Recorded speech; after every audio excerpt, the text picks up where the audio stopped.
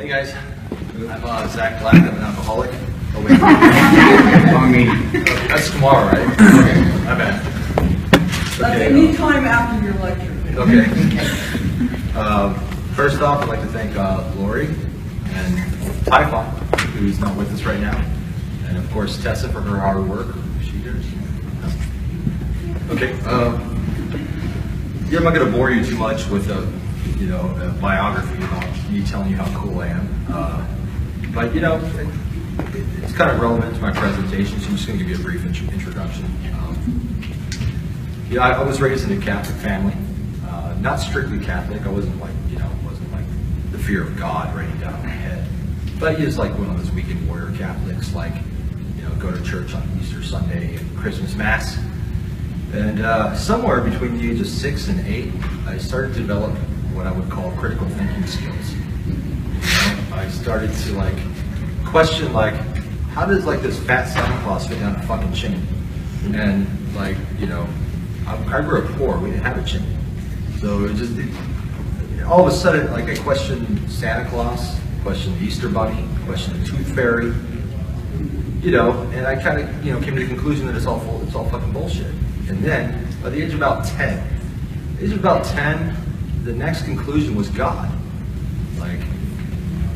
Okay, this is just an imaginary friend too. This is just a fictitious person, just like Santa Claus, just like the Easter Bunny. And I started to realize, there's no way. If there is a God, it's way too complex for us to understand. And if there is a God, it's completely indifferent towards us. He can give two fucks about what happens to us, what happens in the world around us. It's probably too complex for us to actually understand.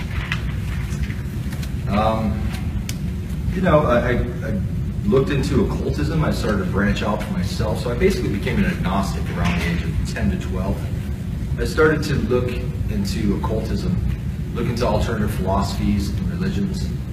I studied, paganism, Wiccan.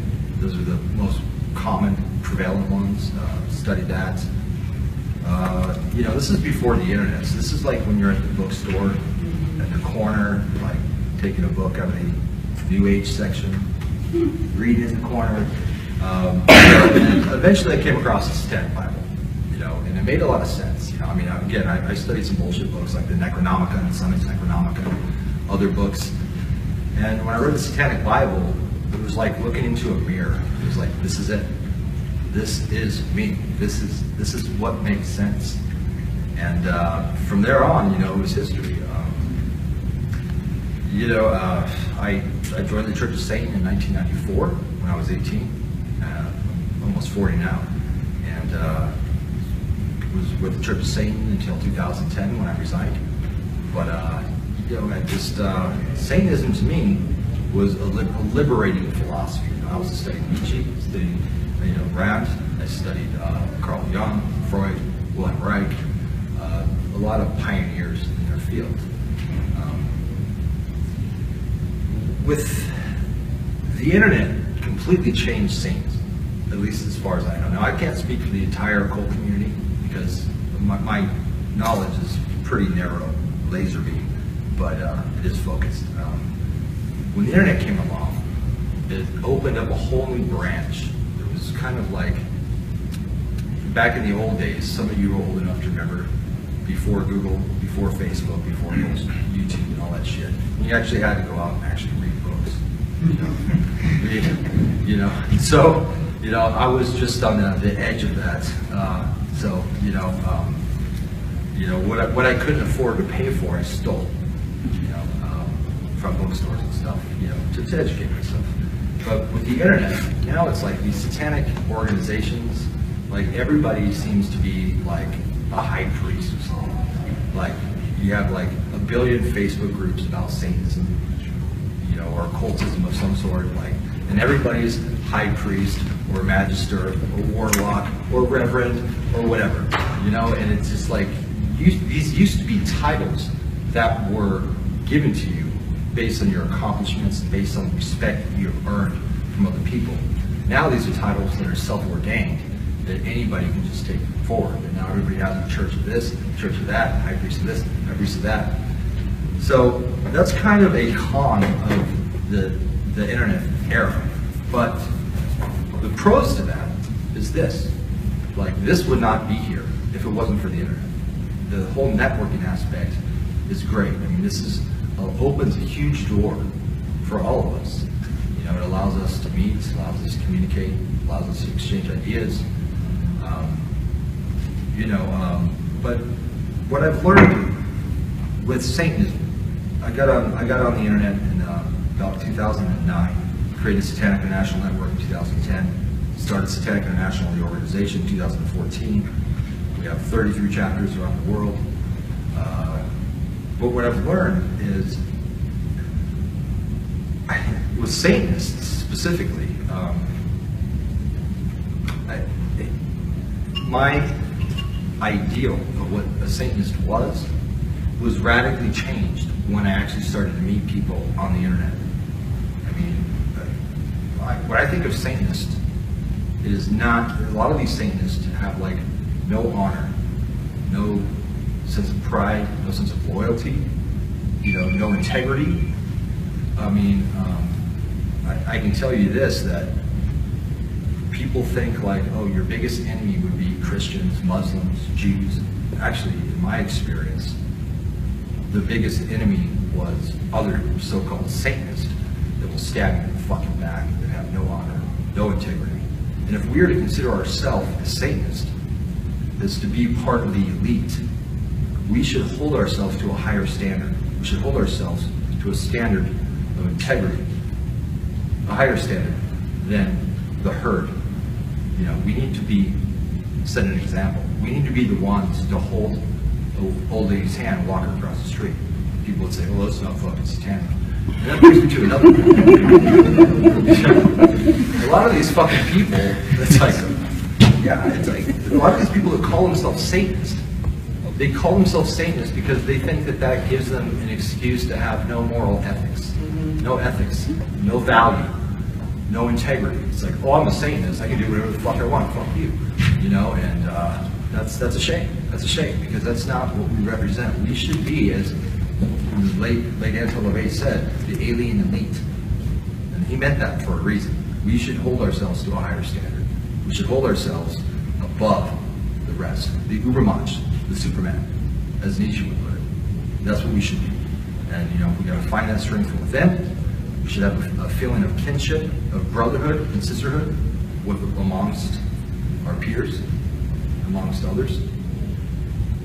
Yeah, so the real enemy, in my experience, isn't the Christians, isn't the Muslims, isn't the Jews, isn't whatever. It's these people that have infected, in my opinion, and take on the label Satanist, when they're actually out to maliciously destroy other people. And that's sad. That's sad. And it makes me not even want to call myself a Satanist, to tell you the truth. The current state of modern Satanism, which has been radically refaced in the last few years with, say, the Satanic Temple. Not that I have a problem with it necessarily, but Satanism, the label Satanism, has almost just become like a fucking free-for-all. Just throw something at it and call it a Satanist. Throw something at it and call it Satanism. I mean, it brings me back to something that the late Wilhelm Reich, Freud's most prominent student, psychoanalyst and scientist, defined a term. He found a maliciousness during his scientific investigations and during his psychoanalytical processes with patients, something called the emotional plague, which is a very real threat. It's behind the 9 million deaths. 9 million people were legally put to death for witchcraft and heresy against the church. Okay, since the 1500s. It's a lot of people. And the emotional plague is a maliciousness that infects almost everybody to some level, to some degree. It's behind war, it's behind religious fanaticism, behind deaths, and it is a hatred of life. It is a hatred of life that has infected people, and it's become a religious ferocity. You know, if there is a God, people ask me this all the time. They're like, what happened if you're wrong? What happened if you're wrong? Why don't you just, you know, pray to Jesus? Just in case.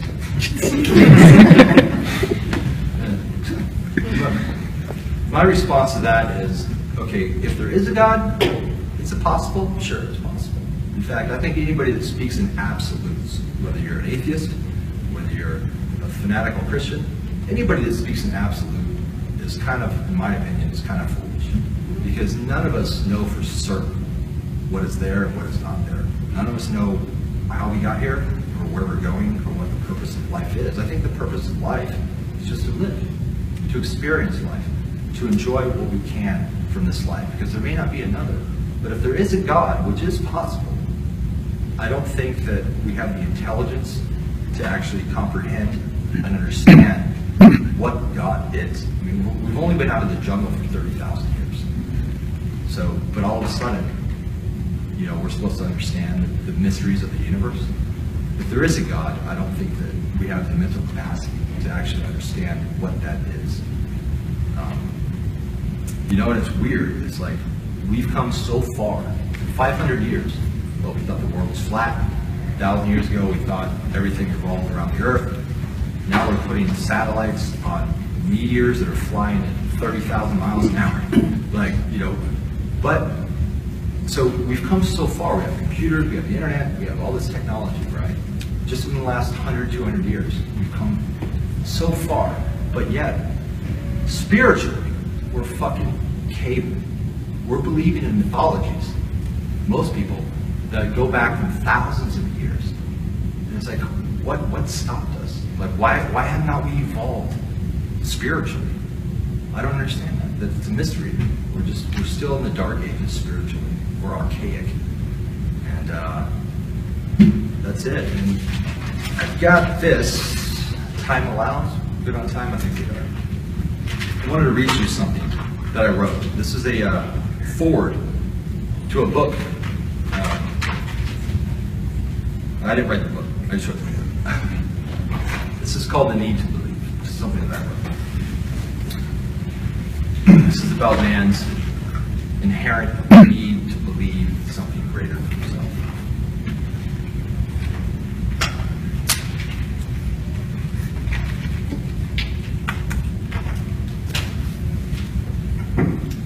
Forgive me if I stumble on this. I didn't check this for typos. I learned a long time ago it is not worth arguing with religious folk. You cannot hope to achieve much trying to enlighten mystical, superstitious, weak-minded people. Why use logic and reason to argue or debate someone who has a deep-rooted psychological need to resist it? It is like arguing the shape of a cloud with a blind man. People have a need to believe. I cannot help but see their faith for what it is, an erotic coping mechanism deeply anchored in the character and emotional structure of a delusional and crippled victim. An even sadder fact is these righteous, pious pursuers of heaven will probably never even recover. Their entire lives, security, thought process, logic, reasoning, longing, and general impressions of the world around them is built on these fairy tales.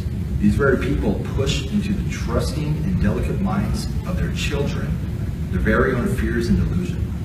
If faith-based mentality was replaced overnight with a rational, objective approach to reality, most of these people's emotional and mental health would crumble in days. Faith is rooted in fear.